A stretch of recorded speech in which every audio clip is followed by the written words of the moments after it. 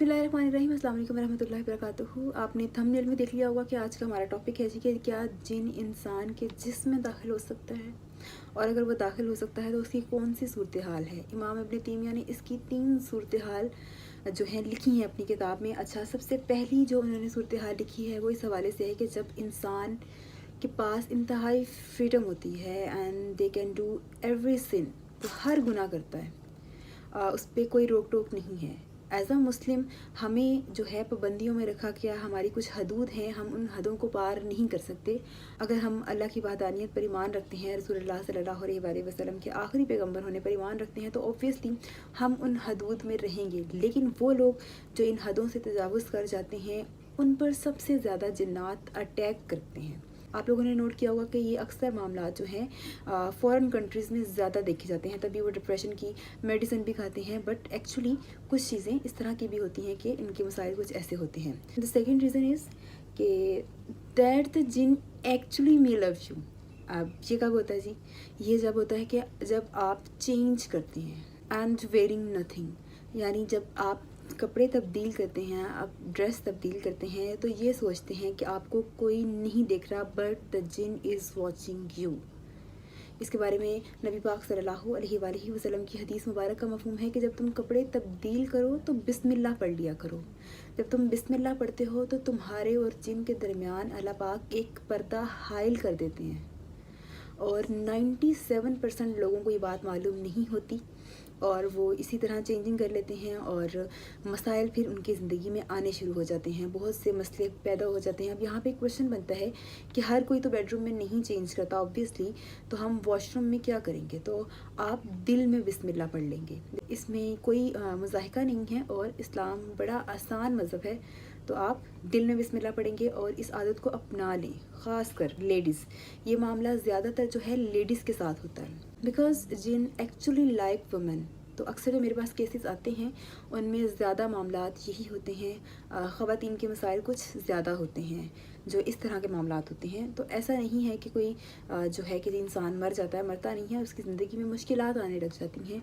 और लेडीज़ के साथ ये मामला ज़्यादा है, तो वो इस चीज़ का ज़्यादा ख्याल रखेंगी, ज़्यादा केयरफुल होंगी कि जब भी इस तरह का मामला हो तो बिस्मिल्लाह पढ़ लें। एंड थर्ड रीज़न इज़ के जब आप अनइंटेंशनली किसी जिन को नुकसान पहुंचा दें, ऑब्वियसली हमें वो नज़र नहीं आते, तो हम उनको जानबूझ के तो नहीं नुकसान पहुंचाएंगे। लेकिन एक खुला मैदान है, आप वहाँ गर्म पानी डाल दें और वहाँ कोई जिन्नात में से कोई बैठा हो, उस पर गिर जाए, तो ऑब्वियसली जो चीज़ें इंसान को हार्मफुल लगती हैं वो जिन्नात के साथ भी यही मामला है कि उनको अक्सर औक़ात वो हार्मफुल हो जाती हैं उनके लिए।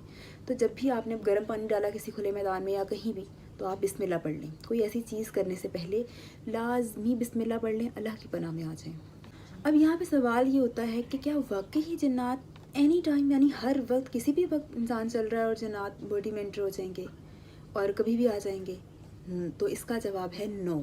ऐसा कभी नहीं होता कि जी आप नॉर्मली रूटीन में जा रहे हैं, वॉक कर रहे हैं, आप वीडियोस बना रहे हैं, आप पढ़ रहे हैं, तो जिनका दिल किया और वो एंटर हो जाए, ऐसा नहीं होता। उसकी कुछ ख़ास सिचुएशंस होती हैं जब इंसान अल्लाह से दूर होता है या कोई ऐसा काम करता है जो उसको नहीं करना चाहिए, तब वो एंटर हो सकते हैं, आप पर हमला कर सकते हैं। और इससे उनका मकसद ये होता है इंसान को नुकसान पहुँचाना, ईज़ा देना।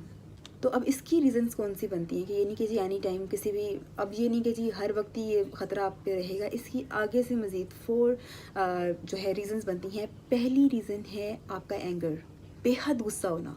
जब आप इंतहाई गुस्सा होते हैं ना, तब जिन आप पर हमला करता है। क्यों? क्योंकि उस वक्त आपके जो बॉडी के मसाम हैं वो खुल जाते हैं और आप अपने हवास में नहीं होते। इसीलिए नबी पाक सल्लल्लाहु अलैहि वसल्लम की हदीस मुबारक का मफ़हूम है कि जब तुम्हें गुस्सा आए, अगर तुम खड़े हो तो बैठ जाओ, अगर बैठे हो तो खड़े हो जाओ। इसीलिए जब आप ये काम करेंगे तो ऑब्वियसली एंगर आपका कम हो जाएगा, आपका गुस्सा कम हो जाएगा और उसकी डायरेक्शन चेंज हो जाएगी और बॉडी की मूवमेंट भी चेंज होगी, तो जिन इस तरह से आप पर हमला नहीं कर पाएंगे। एंड सेकेंड रीज़न ये है कि जब आप हद से ज़्यादा डर जाएँ, या हद से ज़्यादा, ये दूसरी रीज़न है कि हद से ज़्यादा डर जाएँ। इससे पहली रीज़न ये हो चुकी है कि हद से ज़्यादा गुस्सा और हद से ज़्यादा डर।